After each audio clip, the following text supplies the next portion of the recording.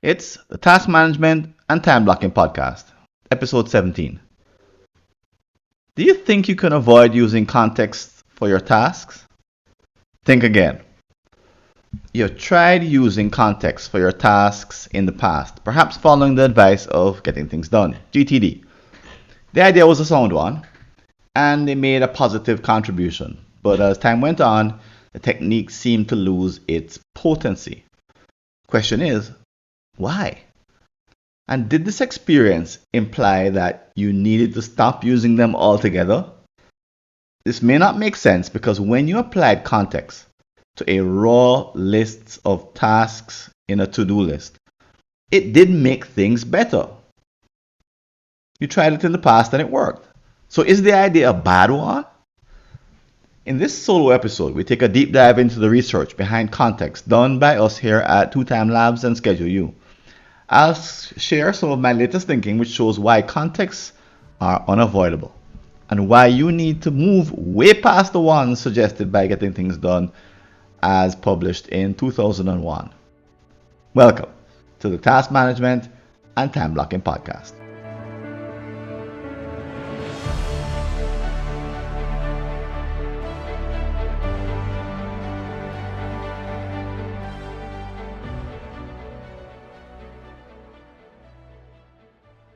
Welcome back. And just in case this may be your first time listening to the Task Management and Time Blocking Podcast, let me tell you how this is a little bit different from the usual podcast. First is that we're going to define a problem and sort of shake the problem up, look at it from all sides, tear it apart, put it back together if we can, and that'll take up the first part of the show. Then we'll switch over to looking for solutions. And as we look forward to solutions, we'll take some brainstorming basically to look at all the different ways in which the problem could actually be solved. So this is a problem-solving episode. It's not just me kind of just talking from the top of my head. We're looking to solve a particular problem. I'm going to be sharing some of the best ideas that I've come up with either myself or I've heard from others or developed with others through working here at Two Time Labs. But let's start off with a story. So Kamara is a hard-working factory manager and she's a single mom of 2 kids. She lives a demanding life and executing the promises she makes to herself is a very big deal, especially when it comes to each task she assigns herself. Doing them all is a big deal for her. All. Ever since high school, she's been a productivity nut who strives for perfection, and for her, perfection means doing them all. Not some, all. 10 years ago, she discovered Getting Things Done by David Allen. She immediately began using context, adding a little extra information to each task on her list. It helped her know when she had what she needed to do each task. As a frequent traveler at the time, it really helped her be productive on flights, putting downtime to valuable use. So she had a context called at on a flight, for example. However, things have changed and the original contexts she used no longer work. With internet access on airplanes and a smartphone by her side or in her purse, she has become a mobile office of one person. As such, the original idea doesn't work. That context should have something to do with your physical location or the availability of certain equipment like a computer. Everything she reads says that she should shed 2001 version of GTD style context, but she's not sure what should replace them. She's been doing some reading. She's been on Reddit, she's been on the GTD forums, she's been on Twitter. People suggest all kinds of replacement techniques. But will they give her the kind of benefit she originally had? After all, going back to a single list of tasks won't work. Right? Or will it? So this is a juicy problem that faces everyone who has some kind of background or experience using Getting Things Done, GTD by David Allen. Because in that book, he was very explicit about using context, how to use them, which ones to use, and while he's moderated his advice over the years, the original advice is the one that you hear people talking about, um, relating to when they are talking about using context with respect to task management. So if you're brand new to the idea, it's a simple one. It's that for each task, you add a context, which is a place or some equipment used to get that task done. And you add that in your task management system. Straightforward idea. But those who have used the idea for the last 20 years still want to make progress, but they found that the original advice no longer works the way it should. Just like Camaro. So chances are, if you're listening to this episode, you saw the title and you heard the introduction and you're still listening, you're probably someone who wants to make progress in your task management. You want to get better. And getting better could mean that you want to be able to manage more tasks effectively. Or it could mean you want to avoid the problems or projects that happen when the number of projects you have multiplies. So you want to avoid the errors that occur when your tasks kind of explode. So it could be that projects go up, responsibilities go up, tasks multiply, whatever it is, but they all involve giving you more work.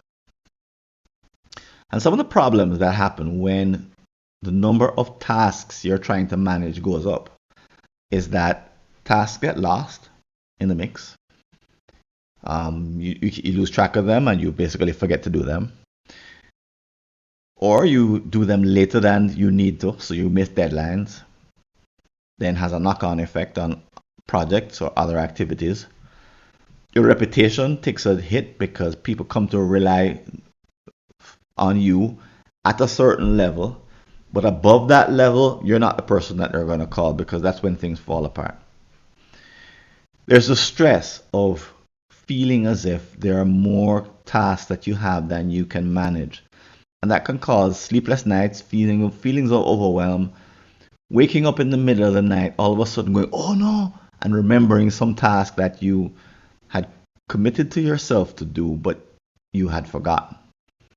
And it now creates a problem. Another problem is that of being distracted. When you're trying to focus on getting a particular project done or an activity completed, your mind has strayed to juggling or thinking about all the tasks that you're not doing and whether or not you'll ever do them or whether or not you'll make a hash of them because they'll be lost or late. And then there's multitasking, which is, I guess, a form of distraction, where you try to manage your task load by simultaneously doing different tasks at the same time. So these are all the problems that we experience, we humans, when we have this period in our life when the number of tasks goes up. So back to what I said before, you're listening to this because you either want to get rid of some problems or you want to improve your performance and continue growing as a productive individual.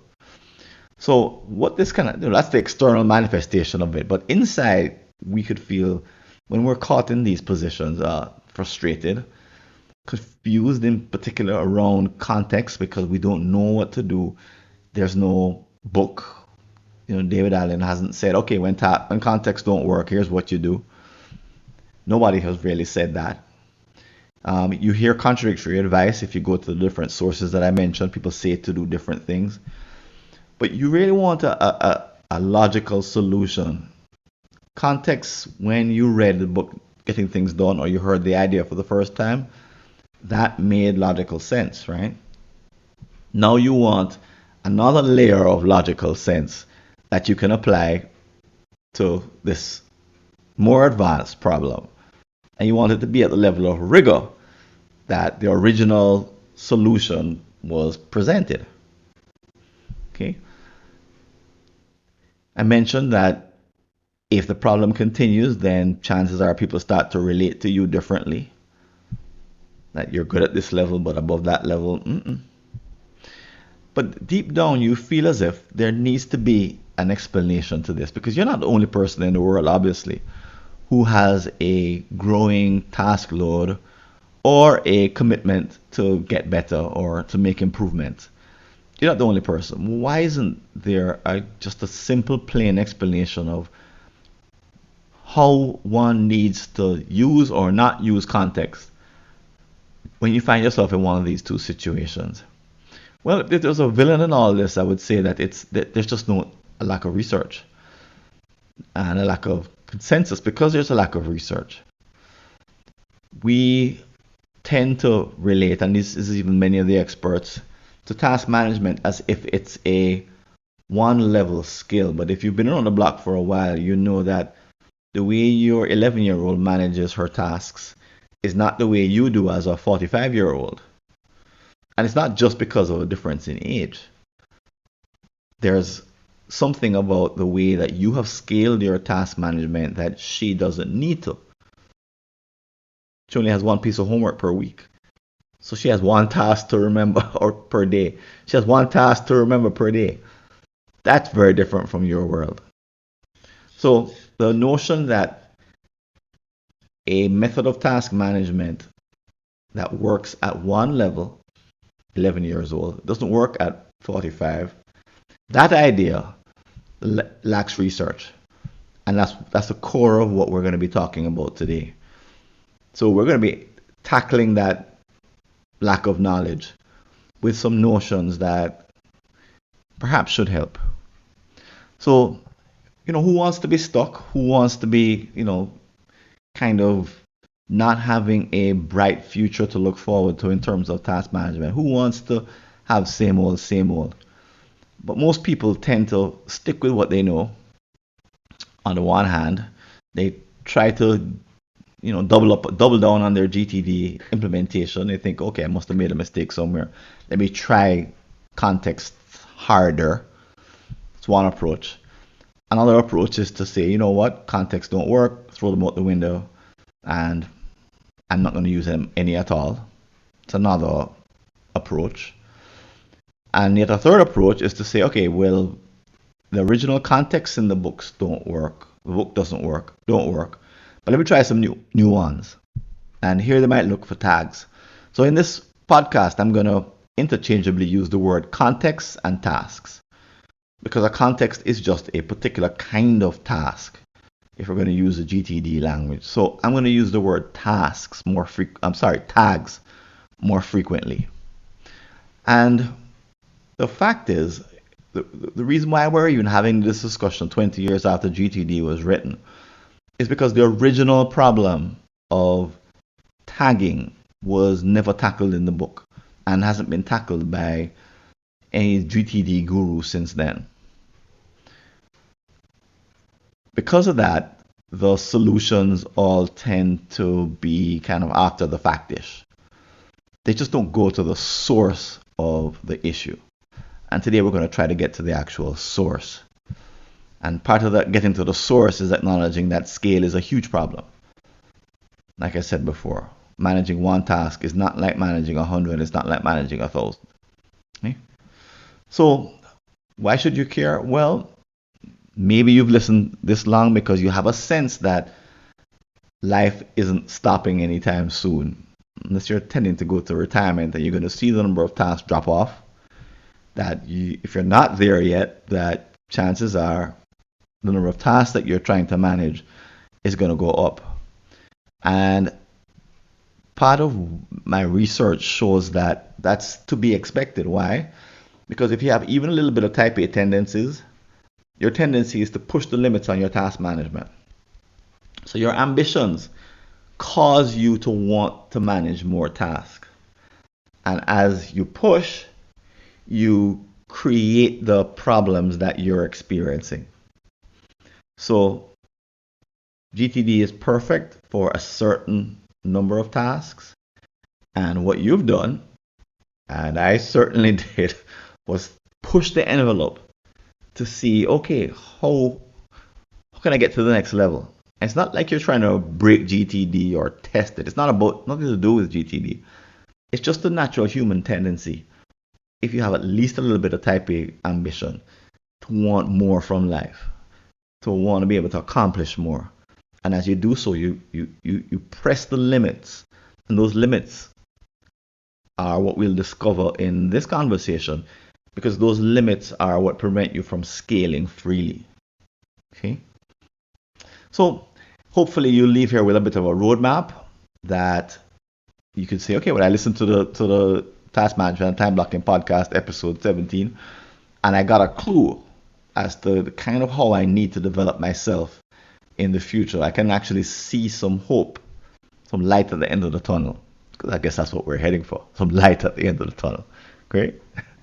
Great. So if you can relate to this problem of trying to get some place that's either of greater scale or fewer problems, fewer issues when task volume increases. I'll tell you, I know this from personal experience. And you may have heard before that I've shared the story of how when I moved back to Jamaica from living in the United States, I lived in the United States for 21 years. I'm someone who zigzagged between the countries, but came back here in 2005 as an older adult and had already been teaching time management programs and figured I knew a thing or two. And found myself floundering because I had to manage way more tasks in a unfamiliar, unreliable environment than I ever had to before. And I gave up the approach I was using, which involved time blocking. Didn't have that name on it, but that was what I had been teaching and I'd been involved in and I believed in. Figured out there was something wrong with it. Picked up GTD and said, well, let me try that. It immediately made things much worse. And months, a year later, switched back to time blocking. Sorted out the challenges of using that approach in this new environment. But in retrospect, I really just didn't know what I was doing. I was just jumping around. Why? Because I had no idea what the underlying dynamic behind task management was. I had no idea what tagging even meant. I was just jumping around from one system to another. So if that relates to you, you may have heard of other systems, other kind of explanations for what you should do. Other people proposing different habits or software or routines or tools you should use. And as you look at them, or devices, maybe you switch from Apple to Windows or Android, as you look at them, you kind of scratch your head and you're like, it's a bewildering sort of set of choices. And hopefully we'll be able to cut through some of that clutter in this conversation. So let's go all the way back to the beginning as we switch over now into solutions. And I want to share some research that I did when I wrote my book, Perfect Time-Based Productivity, and I'll drop the link in the show notes. It's published in 2005, the second edition. And in that book, I defined something called a task. Something called a time demand. And why did I develop it? Well, I found myself needing to have this concept as I was delivering my training. So I delivered training between 2008 and 2015. Well, actually, up until now. But up until the time I wrote my book, I was gathering data from my trainees, the self-assessments that they were doing in the class. But I needed this concept in order to give them a picture of what they were already doing. So a time demand is a kind of a task, but it's the kind of task in which you have made an individual internal commitment to complete a task in the future. So it's that kind of promise you make to yourself kind of task. So there are other tasks that exist in which somebody gives a task to you. This one is the kind that you give to yourself. Okay. It also happens to be a psychological object. So what is that? So if you care to do any research on this, the idea was coined by Kurt Danziger, a psychological researcher. and he separated physical objects from psychological objects. So a physical object, of course, is just like a pencil, right? Physical object. Psychological object is just what it sounds like, something that you create in your mind. So a digital object is also one that we study here at Two Time Labs. That's one that's created with bits and bytes on a computing device. But a psychological object, the reason you create a psychological object is because it allows you to be more effective, more efficient. It allows you to have conversations where you can combine psychological objects. And certainly when we talk about task management, we're combining lots of different concepts around task management. But a time demand is the kind of psychological object you create when you make a promise to yourself to complete a task in the future. The benefit of creating a time demand is that you can now manipulate it. It's the way you manipulate a pencil in the physical world. In the psychological world, you could create a time demand as a psychological object, and now that it's created, you can hold it in mind and manipulate it in order to complete some kind of objective that you have. But the origin, long before it's ever spoken to someone, long before it's ever put on paper, long before it's turned into a digital object, long before any of that happens, there is the creation of a psychological object, which I call a time demand. So there's millions of psychological objects. A promise is a psychological object by itself. But the kind that we're going to focus on is called a time demand. Okay? So psychological objects have different properties than physical objects, as I've implied. You can't touch them. They're not subject to the five senses. They require a whole lot of energy, however, to keep them in existence, to keep them alive. Whereas a physical object, and this pencil doesn't take any energy on my part to keep it alive. It's inert, right? Biological object, I guess if I had a dog, I would say, okay, the dog requires, maybe that requires some energy to keep it alive. But physical objects don't require anything. Psychological objects require a whole lot of energy. And it has a ramification, has implications for how we manage them. Because someone teaches us the concept of time. And time, by the way, is a psychological object. But we're taught this particular one about the ages of 8 or 9. And we start to construct a world of time that's oriented around time.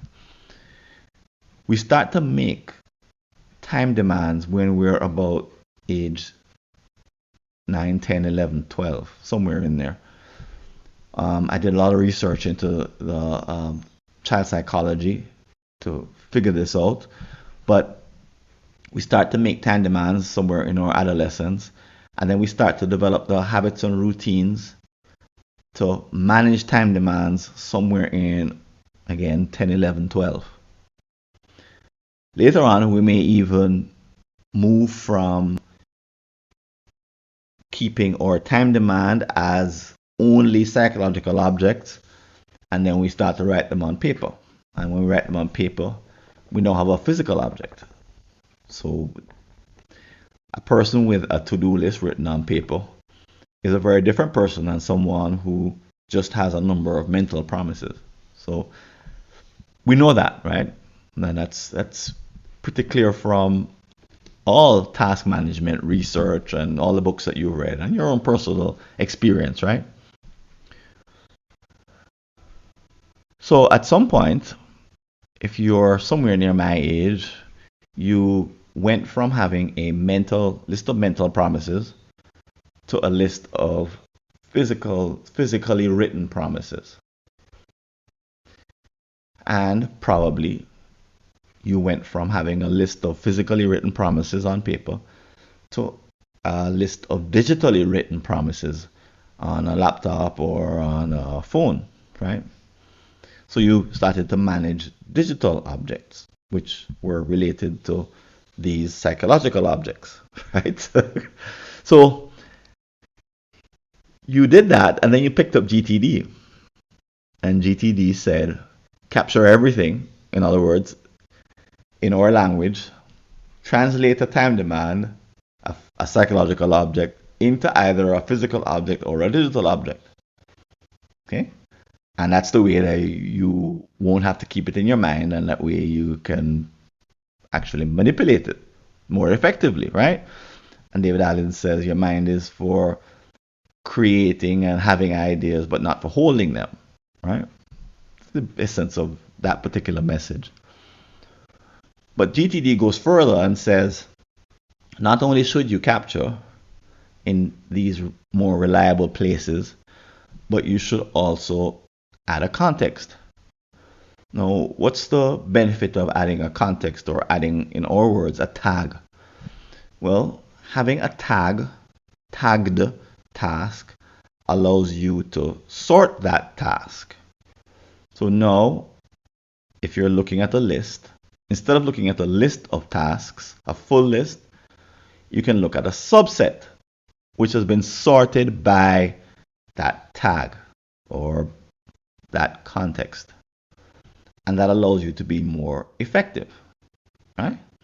Because if your system of tagging works, then you could be more effective. All right, well, let's talk about this tagging business in some more detail, because there's more to it than meets the eye, because we're talking about psychological objects.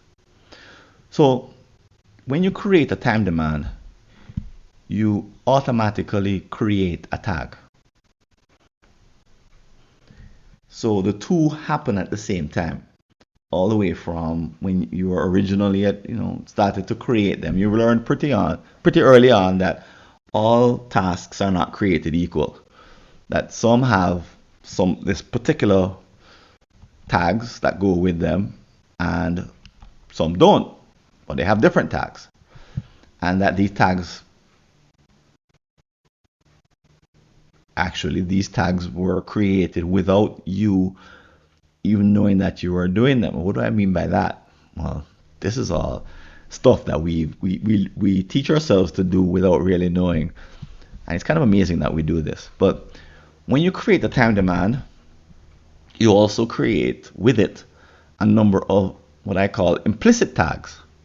So what's an implicit tag? Well, that's kind of like a hidden tag. So imagine that you create an object. If you look actually at the average garment that you purchase, it usually has a tag in it that describes all this other information that you don't pay attention to. You may not even know it's there. It has the size. Maybe you did pay attention to that. But it has the washing instructions. It has the description of the contents of the garment. What fabric it was made from. It may have the country that it was made in. It may have the brand name, and a whole bunch of other things that I personally never pay any attention to. So I would say that those are implicit tags. They exist, but you don't really use them. So in the same way that you have a garment with tags that are implicit or hidden away or invisible to you, it's the same way that you create time demands that have implicit tags as well. What do I mean by that? Well, if I'm committing to go pick up the milk on the way home from work, the minute I make that commitment, there's a world that arises with that promise. And it happens very quickly and very instantaneously, especially if I've done the task before. So there's duration, how much energy is required to get the task done. The duration is how long it takes to get the task done. It may need a budget to complete the task. It requires a physical location, so I have to be at the store in order to complete the task. It may have a a schedule. I need to get there before 8 o'clock when the store closes. So these implicit tags arise at the moment I make the commitment. Now, I may not consciously go through and say, okay, what are the implicit tags for my picking up this bread on the way home or milk, whatever. So I don't think that way, but they're all already automatically there. Okay. Explicit tags are the ones that I yank out of the subconscious, the ones that are hidden away, and decide to use them. So if I write down the equipment that I need to get the task done on a piece of paper beside the task, I'm making it explicit, right? If I go into my task management software and when I write down pick up the milk, I say pick up the milk between 6 and 7 p.m. I'm making that tag explicit. Right? It now is attached to and goes with that particular time demand. And it's somewhere in my digital, these are all digital objects in my world, but that's the way I'm managing them. So these explicit tags are like handles. So a handle is something you use to manipulate a larger object. So here's a nice example. And if you're listening to this, I'm holding up my smartphone. It has one of those doodahs on the back that you use to hold a phone. One of those things that you stick onto the back of your phone because it allows you to hold onto the phone with 2 fingers, for example. It allows you to, do different things. It's a kind of a handle that you stick onto the back and it allows you to manipulate the phone. Gives you kind of a better place to grip. I think the cover of the phone also helps you to get a better grip on the phone than if the phone doesn't have a cover on it. It's just the slippery phone that you buy from the store. So call these handles. Those are handles, right? Those are in the case of the phone, physical affordances, physical accommodations that help you to better use the phone. So a tag for a task or a time demand is a handle that gives you a better way of managing that time demand. So for example, the duration helps you to better manage that time demand. GTD introduced the idea of contexts, where a context, for example, could be at computer. So that would help you to manage that task better. So making that tag explicit helped you to manage that task better, or that time demand with more skill. Okay, so there's an infinite number of implicit tags that get created. It's like a miracle when you create a time demand. However, the recommendation I have is that you use the minimum number of time demands, or rather, you make explicit a minimum number of time demands, that you don't pull all of the implicit ones and make them explicit. Well, why is that? Well, part of it is an efficiency play, because you want to use the minimum number possible because that helps you to manipulate it with greater skill. So I believe there's a Pareto effect, that the first effective tag that you use hopefully should give you 80% of the leverage that you have over that time demand. And because tags require energy, every time you add a tag, it adds a level of complexity. So you see people have these real tricky conversations about what context should I use if I'm not going to use the ones in the original GTD book. And I believe they're asking the wrong question. The question is, what's the minimum, the 1 or 2, or maybe even 3, the minimum tags I need to use to manage my time demands. So that's not a question for an 11-year-old who only has one or two time demands per night. It's a more advanced question, but it's one that we're going to be getting into even more as we move the conversation along just a little bit.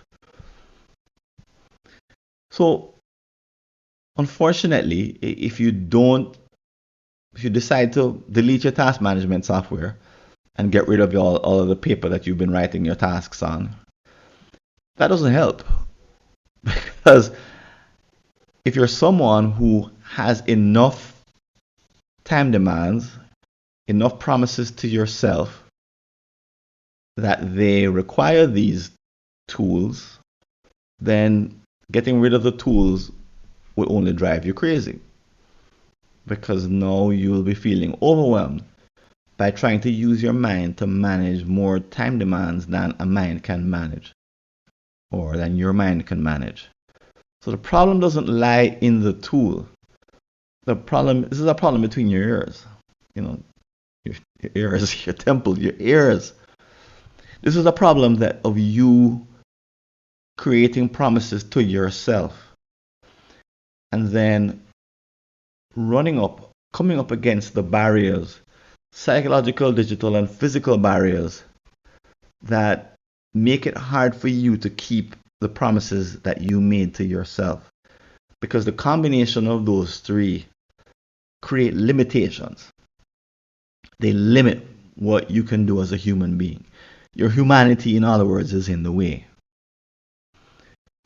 And as I mentioned before, your humanity will always be in the way if you're even a little type A.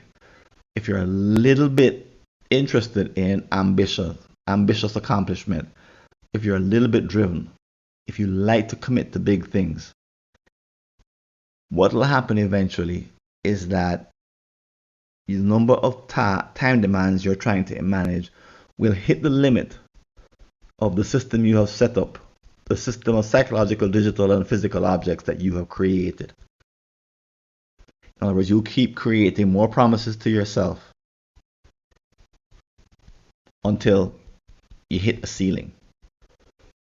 Once you go past that ceiling, then the problems that I mentioned before of overwhelm, of losing track of tasks, of being late, of all of the things that you don't want will start to manifest.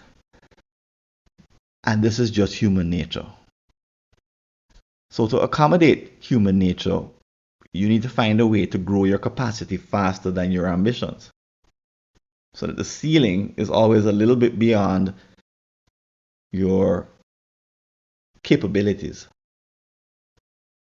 And if you're a lot type A, then you're really impatient as well. Okay, that's a whole different story, but the dynamic is still the same.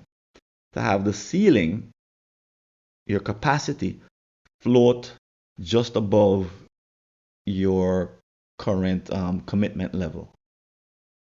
So that as the one goes up, the other goes up as well. No, that's not easy to do. The combination of physical, digital, and psychological objects that you have to assemble to keep this trick going is considerable. And in today's world, with the knowledge that we have, the apps that are available to us, and the thinking that we're able to do in the area of task management probably means that you will live near that ceiling for maybe the rest of your career. So I don't really have like great news for this about this. But the limit will assert itself. No. So I mentioned before that there's a few switches that you could make. Let's call them 3 switches. The first switch I talked about was going from making mental promises to putting them on paper. Okay, that was the first switch. The second switch I talked about was to go from putting them on paper to using a digital task list. And then the third switch I talked about is using a digital task list to using a tagged and sorted task list. So that's kind of a GTD kind of a solution, for example. The fourth is one that you don't have much choice about. The fourth is a limit on, again, the combination of physical, digital, and psychological um, objects, the ones that you have available at your disposal to manipulate. But the one that kicks in is a psychological object of time, 168 hours per week. As you add more tasks, the limit will eventually be time, 168 hours. Because there's just no way to add more tasks without that particular limit becoming the one that forces you to change your behavior. So what happens is that when time becomes the behavior, people go from using a sorted list of tasks, like the one suggested by GTD, to time blocking. That's the next switch to make, the fourth. So when you make the switch to time blocking, you're now acknowledging that the new limit is that of time. The tags that are most important are the ones which are temporal, like duration and due dates and how your tasks are arranged in your calendar relative to the other tasks. But time becomes your primary limit and your primary concern. Before, the other three levels, there were different concerns, but eventually time asserts itself. And with the knowledge that we have today, we know that time blocking is an improvement over not using time blocking. And there's lots of research that shows that. They just don't tell you why. It hasn't quite been accepted and figured out. So I'm sharing with you theories that are not widely accepted, and you probably won't read them anywhere other than in the work that I'm doing. Also, I would love to wish that that's not the case, but and if you see ideas analogous to what I'm saying, please tell me, because at the moment I'm not able to find them anywhere. But time blocking is an improvement over sorted lists a la GTD or any other method of sorting lists by energy, by any of the other things, by budget, by any of the others, that by priority, by importance, by urgency. Time becomes the most important. And when you make the transition to time tagging, you're either going to do it manually or with the help of an auto scheduler. So there are apps that are built to allow you to make an even bigger jump or a further jump from doing just mere manual time blocking to using AI auto scheduled time blocking. And that allows you to move up to another level of capacity, which allows you to realize more of your ambitions. So the topic of this podcast had something to do with not being able to avoid context, right? So the only way you can avoid the use of context, or in other words, avoid the use of tags, is to retire to a life of fewer tasks. Or it's to keep your life relatively stable in terms of the number of tasks you're willing to manage. But given the limitations I've mentioned of the 168 hours, if you're someone who is steadily trying to improve or get better, or trying to take away the errors that come from greater task management, greater volume of task management, tags can't be avoided. Matter of fact, if you go all the way back to the idea that the best approach is from a GTD point of view, at the third switch, is to switch from a unsorted list of tasks to a sorted list of tasks. That's the point at which tags become important. So in a way, what I'm saying is that GTD got that part right, but had nothing to say about the next part, which has to do with time blocking and eventually using an auto scheduler. David Allen is now saying things about that because he's evolved from what he said in his book. And I have if you want evidence of that, I have an article on my website, scheduleu.org, which I'll drop in the show notes, where you can see, okay, it's actually called How David Allen Has Changed His Thinking About Time Blocking, or it's something like that. But anyway, I track his public things he said, not written in his books, but things he said that shows that his thinking has changed.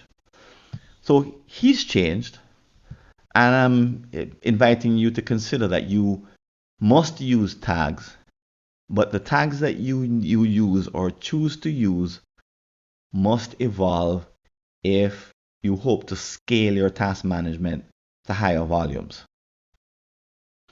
And in this way, this is not personal. You know, people talk a lot about how, oh, you need to use what works for you. The bad news I have here is that this is no longer about you. You know, in a Formula One racing, you can't design a car that has an electric motor, even if it could be faster some way. You're limited because the Formula One Association gives you limits to design your car, and they're very tight limits. And you can't surpass those limits different ways because then you'd be disqualified. Well, I'm suggesting that there are limits. They're not given by any organization, but instead they're dictated by our humanity and what we can do as human beings. There are limits, psychological, digital, and physical limits. And the only way to reach, you might say, that promised land where we're accomplishing more or we're experiencing fewer defects, fewer errors, is to respect those limits. They're not personal.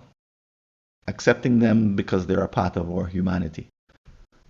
And then devising task management approaches that take them into account and that don't try to actually get past them or ignore them or pretend like they don't exist.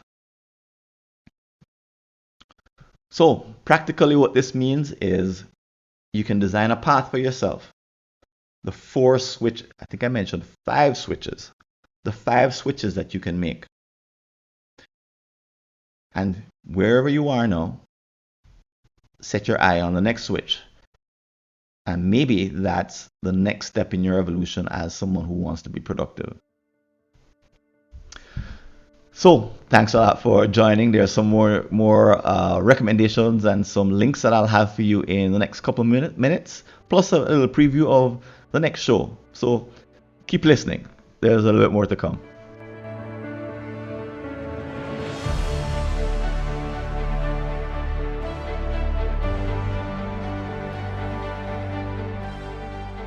Here's a clip from our next episode with Laura Vanderkam. Yeah, well, it can be hard to spend time in a way that makes us enjoy our lives. I think, productive, ambitious people, we get through our to-do lists, we do the things that we have to do, but turning our mind a little bit toward the things that we want to do, toward things that we might genuinely be looking forward to, can be a little bit more challenging. And so, as you said, the default, people are like, well, I need a vacation, and maybe you do. But, sometimes that's not in the cards for one reason or another, whether there's, travel restrictions because of COVID, or if money is tight, or whatever other reason, we can't necessarily just throw money at the problem or, look at the entire universe of options. Then we have to be a little bit more creative. And if you want to leave a comment about this episode or any aspect of the work that we're doing here at the Task Management and Time Blocking Podcast, you can go over to www.replytofrancis.info and send me either a message by text or send me a voice message, a voice note. And as you probably know, we have a couple of places that you can interact with other people, talk about this episode. One is at the community, mightytaskers.scheduleu.org, and you'll see the link in the show notes. And the other, of course, is our upcoming Task Management and Time Blocking Summit coming up in March. 2 outstanding opportunities to interact with other people about the ideas that you've heard on this podcast or any of our episodes that are coming up. And if you'd like to support the work we're doing, I invite you to click on the Patreon link below to make a donation. And please don't forget to like our show and recommend it to others on iTunes, Stitcher, Google, or whatever podcast app or service you're using. This is Francis Wade. I'm signing out. I hope to see you on a future episode, and until then, take care and All the best. See you later.